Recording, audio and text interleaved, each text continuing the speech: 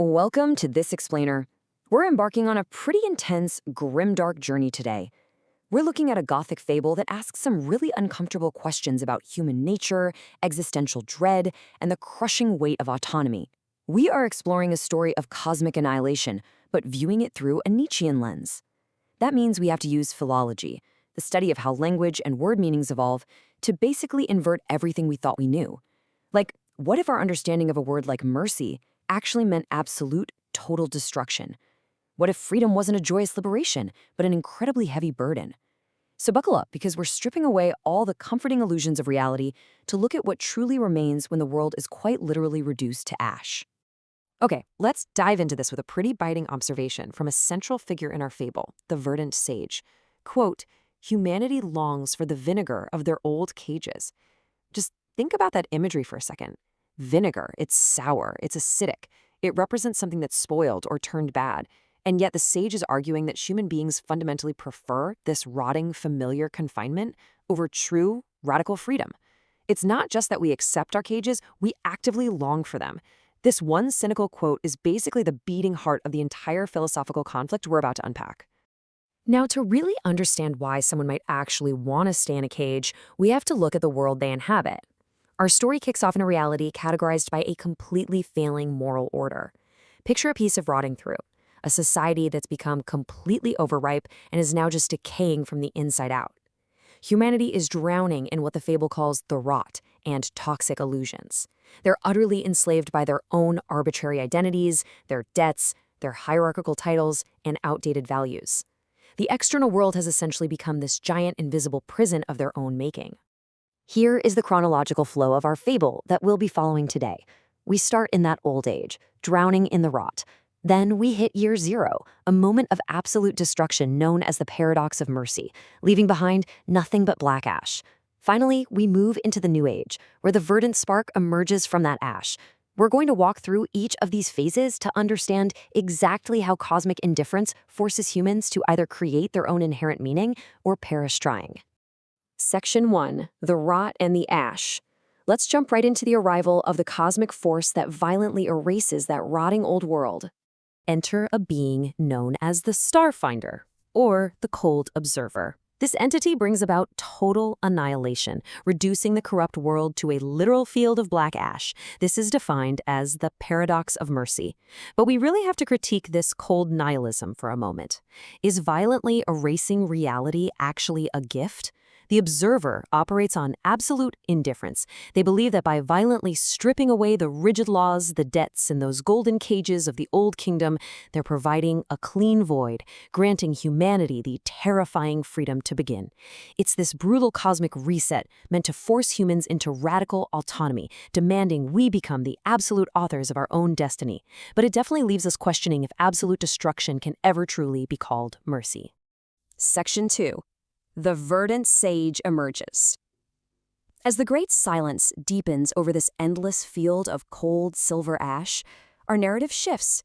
The cold observer's work is done, but the story is just beginning. Out there in that silent ash, the cold observer's form shifts from a distant silver to a vibrant, pulsing green light. This is the verdant spark of life, and from it emerges our cynic, the verdant sage. And this brilliantly illustrates the core conflict. See, while the cold observer focused entirely on destroying external cages to provide a blank slate for freedom, the verdant sage arrives as a spirit of negation to point out a devastating irony. The internal cages are still there. The sage views this returning green life not as a triumphant spring, but as a total mockery. It's a cynical revelation that humanity's essence is still that of a slave, fundamentally incapable of handling a world without masters. Section 3. Parables of golden cages. To prove just how dull-spirited humanity truly is, the verdant sage points to how the survivors actually behave in this new freedom. Let's look at the micro-narratives that unfold. We have 3 main parables here that catalog this tragedy. In the Emerald Debt, a survivor polishes a found emerald, hoping to somehow buy back his old masters. The result? It turns into moss that chokes him in his sleep. In The Constant Weaver, a woman weaves a shroud for a dead king until living vines turn her into a literal statue of bark. And in The Gilded Thistle, survivors desperate for structure bow to a new law of weeds, literally screaming for a master made of thorns. While the verdant sage mocks this as proof of humanity's pathetic, slave-like essence, the cold observer's commentary is just pure chilling indifference. The observer notes simply that freedom was given, and the outcome is merely a mathematical certainty of their choices.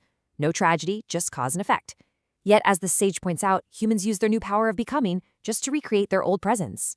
So the crucial point is understanding the psychological root of these parables. Why do we do this? Well, the sage explains it as an absolute fear of autonomy. When faced with a silent, completely indifferent cosmic void, humans are paralyzed.